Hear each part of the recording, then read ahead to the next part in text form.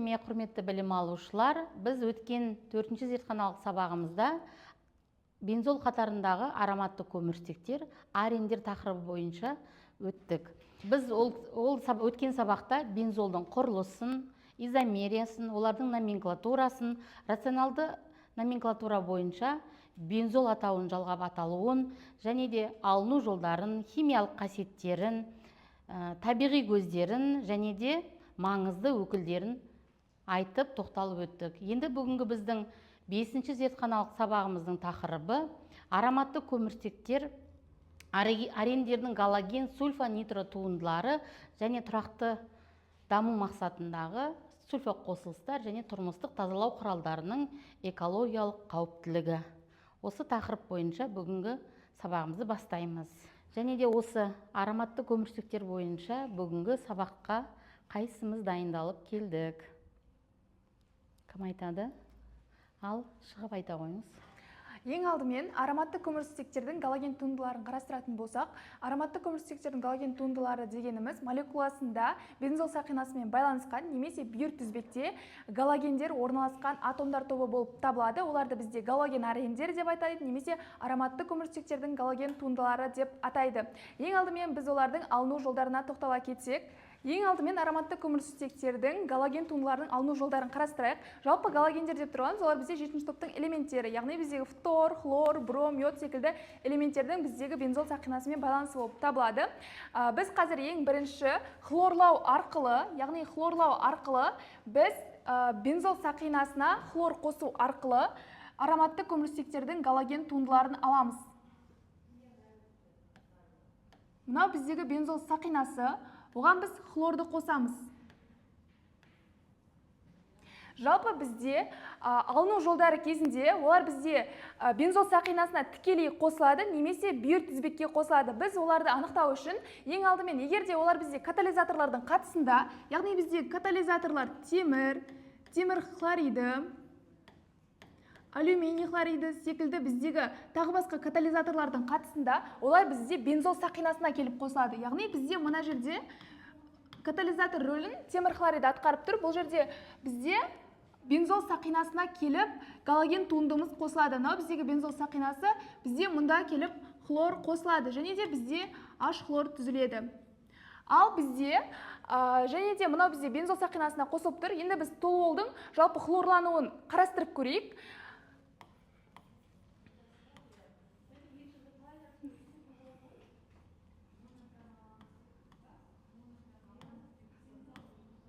Мынау біздегі толуол. Жалпы бұл бізде екі түрлі жүреді. Яғни бізде бірінші біз хлорды жарық қатысында, яғни температура қыздырып қосамыз. Сол кезде бізде ол бензол сақинасына келіп қосылмайды. Бұл жерде бізде катализатор жоқ қой. Сондықтан ол бізде мына жердегі бүйір тізбекке барып қосылады. Яғни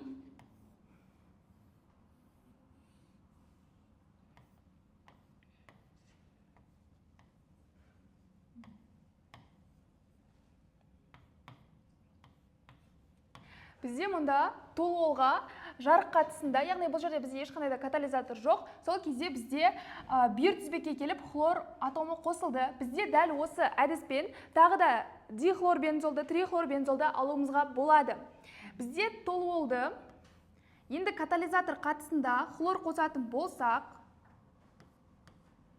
мынау біздегі толуол. Оған біз хлор қосамыз.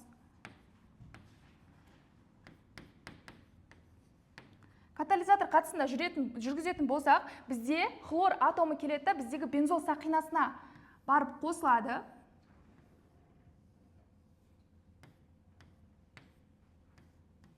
Мына бізде толуол. Біздегі мұндағы бір хлор бізде мұнда келіп қосылады. Және де бізде H хлор түзіледі. Енді бізде мына жердегі хлордың орналасуы бізде бағытталу ережелеріне байланысты мета немесе пара болып орналасады. Ароматты көмірсутектердің галоген туындылары, яғни біз бром туындыларын алу үшін тура осы хлорлау реакциясы секілді жүргізетін боламыз. Яғни бірақ бізде айырмашылығы бромдау реакциясына олар бізде күрделі түседі. Яғни хлорлар бізде тез түзіліп кететін болса хлор туындылары, ал бізде бром туындылардың түзілуіне бізде ұзақ уақыт кетеді. Келесі бізде йодтау, яғни біз ароматты көмірсутектерге йод қосу арқылы ароматты көмірсутектердің йод туындыларын аламыз. Бірақ олар бізде белгілі бір тотықтырғыштардың көмегімен жүзеге асады, яғни біздегі сутек пероксиді, азот қышқылы секілді. Біз жалпы ароматты көмірсутектердің йод туындыларын магний органикалық қосылыстарға солар арқылы алатын боламыз. Яғни біздегі магний органикалық қосылыстар біз йод қосу арқылы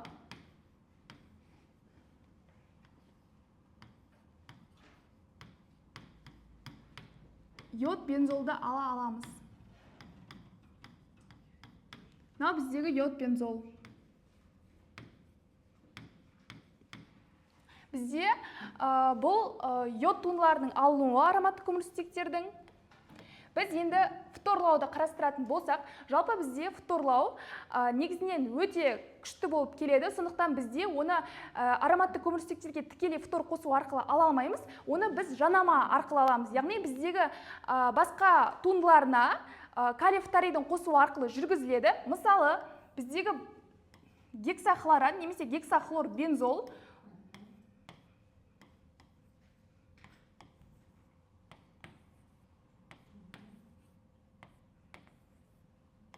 біздегі гексахлоран немесе гексахлор бензол деп аталады. Осыған біз калий фторидін қосу арқылы гексафтор бензол аламыз. Бұл жерде бізде белгілі бір жоғары температурада және де қысымның астында жүреді. Бізде температура 500 градусты құрайды.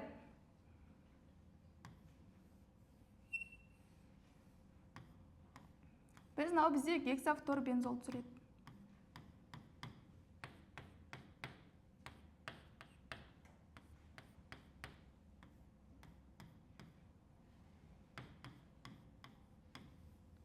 Мынаның атауы бізде гексафтор бензол немесе гексафторан деп те аталады.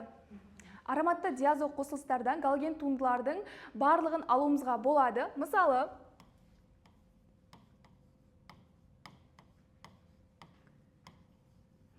яғни бізде жаңа фтор туындыларын да алуға болады. Бұдан тікелей бізде ең алдымен, жалпы бұл бізде мынадай механизм бойынша жүретін болса,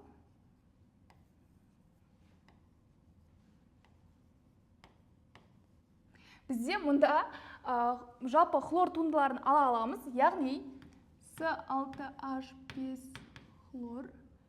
хлор бензол және де бізде азот түзіледі.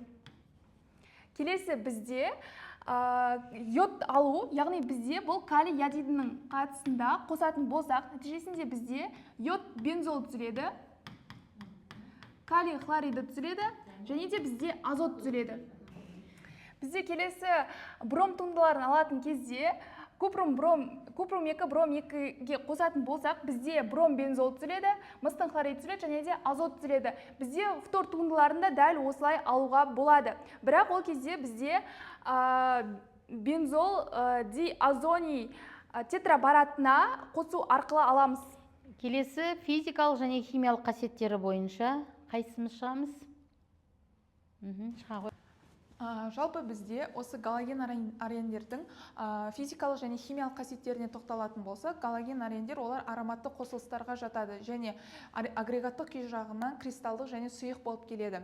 Олардың жалпы иістері ароматты және өткір тұншықтырғыш деп бөлінеді. Егер де біздегі галогендеріміз биотүзбекке байланысса, ол өткір немесе тұншықтырғыш иісті болып келеді. Ал егер де керісінше ол бензол сақинасына байланысқан жағдайда ароматты иіс оған тән болып келеді. Және келесі ол оның полюстілігінде. Галоген арендер мен галоген алкандарды салыстыратын болсақ, галоген алкандарға қарағанда галоген арендердің полюстілігі біршама төмен. Ол олардың гибридтенуімен тығыз байланысты. Себебі галоген алкандарды sp3 гибридтену, ал галоген арендерде sp2 гибридтену тән. Жалпы бізде осы галоген арендердің физикалық қасиеттеріне ол галогендердің орналасу, яғни бағытталуын сипаттап көрсетсек болады. Ең бірінші біз бензол сақинасын саламыз. Осы бензол сақинасындағы, яғни бізде sp2 гибридтену олардың қос байланыстарын, яғни қос байланысты жүйенің болуымен байланысты. Енді осыған байланысқан галоген көміртек атомымен байланысады және ода электрон жұптары болады. 3 электрон жұбының болуына байланысты олар қос байланыс түзіп, оң мезомерлік қасиет көрсетеді. Және сигма байланыстардың бізде жылжуы арқылы индукциялық минус яғни қасиет көрсетеді. Ол бізде белгіленуі және оң мезомерлік болып келеді. Галоген арендердің химиялық қасиеттеріне тоқталатын болсақ, бірінші олар натрий гидроксидімен әрекеттеседі. Яғни бізде бензол сақинасында хлорбензолды натрий гидроксидімен әрекеттестіреміз. Бұл кәдімгі бөлме температурасында әрекеттесе алмайтындықтан біз 350 градуста аламыз. Нәтижесінде бізде фенол түзілетін болады. Және натрий хлориді. Яғни бұл реакция бойынша OH тобы хлордың орнын басады, ал хлор натрий ионымен қосып натрий хлоридін түзетін болады. Екінші реакцияға келетін болсақ, ол бізде аммиакпен реакциясы.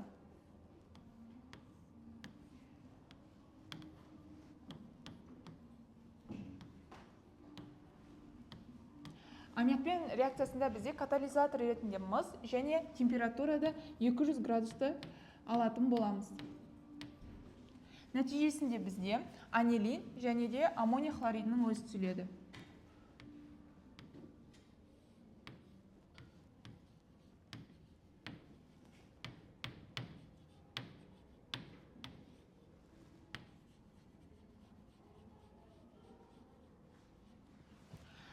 Қалған реакциялары ол бүйір тізбек бойынша жүреді. Бүйір тізбек бойынша, яғни біз бағана жалпы бензолдың туындыларын алған болатынбыз.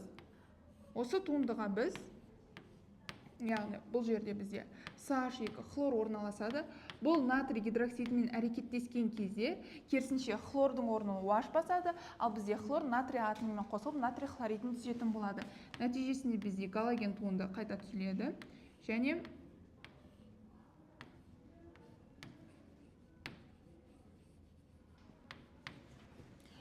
натрий мен хлор ионы қосылып натрий хлоридін қайта түседі. Бұл химиялық реакциялардың барлығы біздегі галоген арендердің реакцияға түсу қабілетін сипаттайды. Галоген арендерде мезомерлікте индукциялықта қасиет болғандықтан, сол себепті де олар кәдімгі бөлме температурасында емес, катализаторлардың қатысында немесе жоғарғы 350-200 градуста ғана реакцияға түседі. Нәтижесінде бұлардан біз жалпы фенолды немесе басқа да осы галоген топшасының орнын басатын амин топшасы арқылы анилин сияқты қосымша өнімдерді алсақ болады. Ароматты көміртектердің галоген туындыларын біз алыну жолдарын және физикалық химиялық қасиеттерін қарастырдық. Келесі ароматты нитроқосылыстардың алыну жолдарын және физикалық химиялық қасиеттерін қарастырамыз.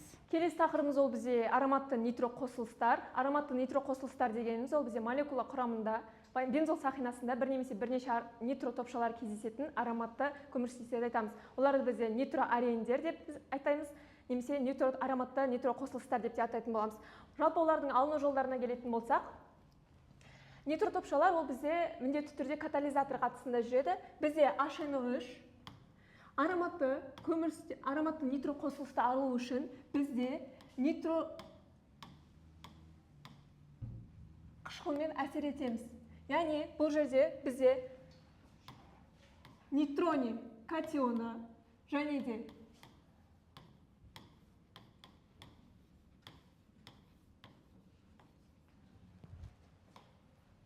осы реакция тізбегі түзілетін болады.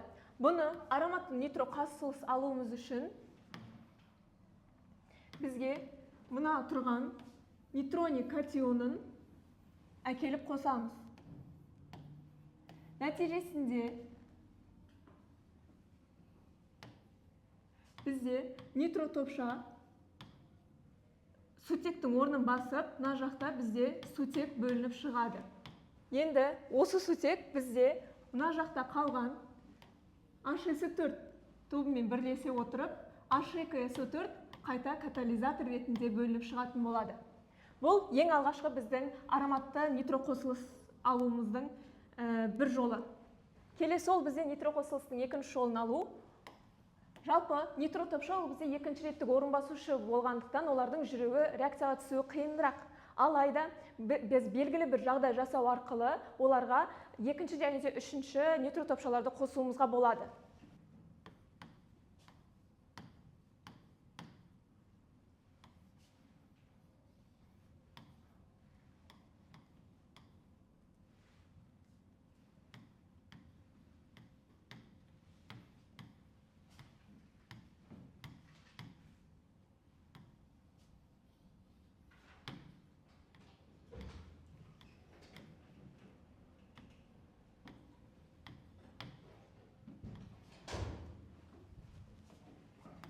жаңа айтқанымыздай белгілі бір жағдай жасау арқылы, ол бізде ашыңдауыш қосу арқылы бізде нитро-топшалары екінші, үшінші реттігін қосуымызға болады нитро-топшаларды. Яғни біріншісінде нитробензол, екіншісінде бірінші, екінші динитробензол, ал үшіншісінде бізде бірінші, екінші, бесінші динитробензол, тринитробензол түзіп алуымызға болады. Енді ароматты нитроқосылыстардың физикалық қасиеттеріне келетін болсақ, олар бізде өзіне тән сарғыш түсі бар, және де өзіне тән иісі болады, және олар бізде сұйық немесе кристалданып келеді, және олардың суда ерігіштігі нашар, және де улы болып табылады. Енді бізде нитро-топшалардың ең маңызды қасиеті ол бізде тотықсызданып аминдерге айналуы. Оны бізде 1842 жылы ең алғаш Зейнинг анықтаған болатын. Яғни бізде бірінші химиялық қасиеті ол бізде нитробензолдан нитрозобензолдың алынуы. Келесі бізде нитрозобензолдан фенилгидроксоаламиннің алынуы. Одан кейін бізде үшінші типі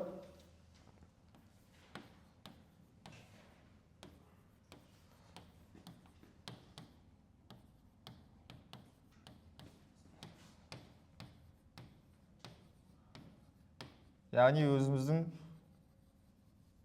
анилиннің алынуы. Нитро-топшасы бүйір тізбегінде орналасқан нитроқосылыстар бізде осылай түзіліп бензил анилинді түзеді. Келесі ароматты сульфоқышқылдар. Олардың физикалық және химиялық қасиеттері және реакциялары. Сол бойынша қайсымыз сабақ айтамыз. Ароматты сульфоқышқылдар дегеніміз молекула топшасында сульфотопшалары бар ароматты көмірсутектердің туындыларын атаймыз. Яғни бізде құрамында сульфотопшасының санына қарай моно, ди немесе үш сульфоқышқылдар деп атаймыз. Оны біз ең бірінші бізде бензол сульфоқышқылын атауымызға болады. Ол кезде бізде орто-толол бензол сульфоқышқылы болады. Келесі бізде оның бізде жаңа айтып өткен мета және пара изомерлерін айтуымызға да болады. Келесі бізде бензол дисульфоқышқылын да айтуымызға болады. Ол кезде бізде мета жағдайда болады. Одан кейін бізде симметралы бензол 3 сульфоқышқылын да айтуымызға болады. Яғни бензол сақинасы кезінде бізде симметралы түрде орналасады. Ароматты сульфоқышқылдардың алынуында тоқталсақ, ең бірінші бензол және оның гомологтерінен сульфирлену реакциясы арқылы алуымызға болады. Бұл жағдай бізде бөлмелік температурада жасауымыз керек. Яғни ол кезде бензолға H2SO4 қосамыз. Реакция түйіндеуіне тоқталсам, ең бірінші бензолға H2SO4 бөлме температурасында қосылады.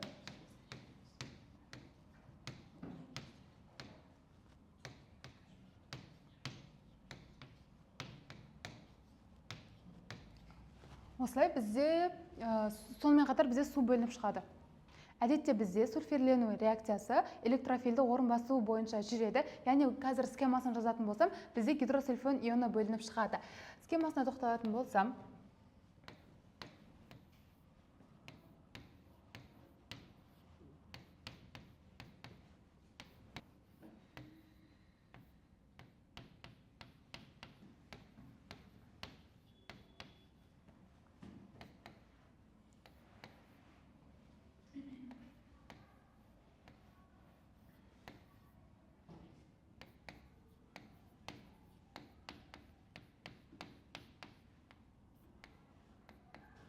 енді осы схема бойынша түсіндіретін болсам, бізде гидросульфин ионы бензолмен әрекеттесіп тұр.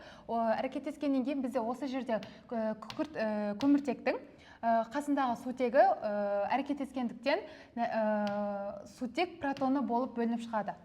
Енді бұл схема бізде моно сульфоқышқылдардың алынуы болып табылды ғой. Енді бізде ди және үш сульфоқышқылдарды алынуы кезінде міндетті түрде біз түтіндегіш күртқышқылын қолданамыз. Яғни ол кезде бізде ди және үш сульфоқышқылдары температура бойынша әрекеттеседі. Бүгінгі зертханалық сабағымызды қорытындылаймыз. Сіздерге тапсырма беріледі. Осы тапсырмаларды орындап өткізесіздер. Бүгінгі сабақтарыңыз бойынша зертханалық универ жүйесіне балдарыңыз қойылады.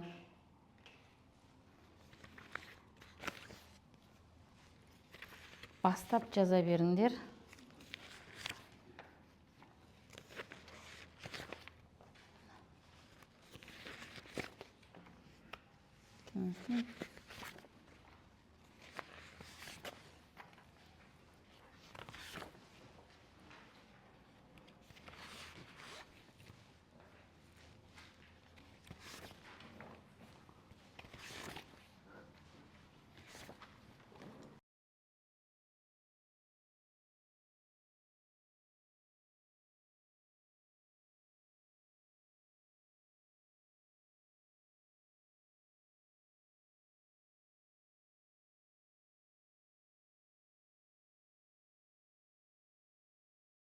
Бірінші тәжірибе ароматты көмірсутектердің сульфирленуі, қажетті құрал жабдықтар бензол, толуол, сынауық және концентрлі күкірт қышқылы.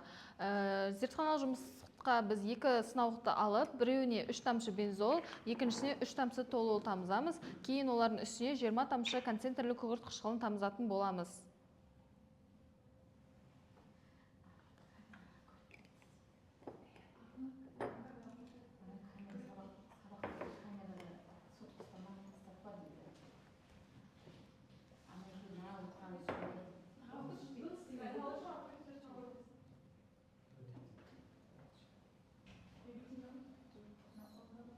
Жиырма тамшы концентрлі күкірт қышқылын тамызғаннан кейін қыздыратын боламыз.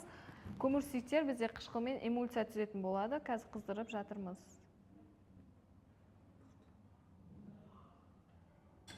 Қыздыру аяқталғаннан кейін сынауықтарды суытып, кең стаканға құятын боламыз. Кейін үстіне су қосып, сумен араластырамыз. Егер бензол немесе толуол бастапқы күйінде бөлінбесе, онда олар толығымен сульфирленген. Өйткені сульфо қышқылдар бізде суда жақсы ериді.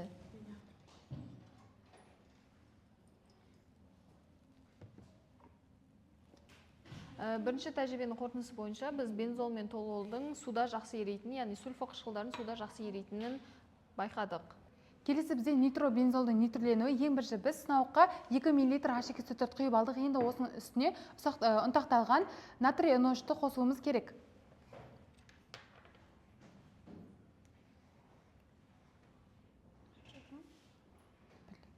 Вот.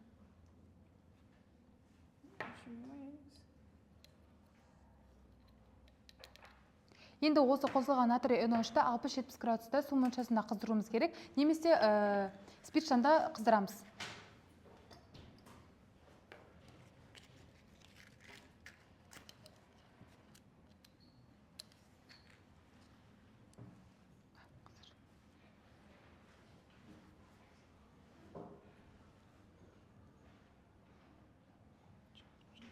Енді біз жаңа қыздырып жатырмыз, яғни осының үстіне қыздырғаннан кейін үстіне нитробензол 1 мл қосуымыз керек. Оны біз 10 минут қыздырамыз, 10 минут қыздырғаннан кейін бізде кристалдар түзіледі. Енді бізде нитробензолды қосуымыз керек 1 мл.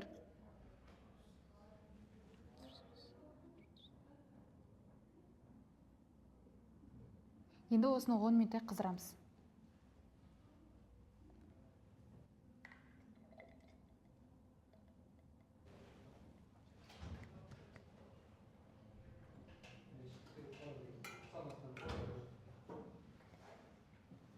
Білім алушылар, біз бүгін ароматты көмірсутектердің сульфирленуі және нитрленуі жұмыстарын жасадық.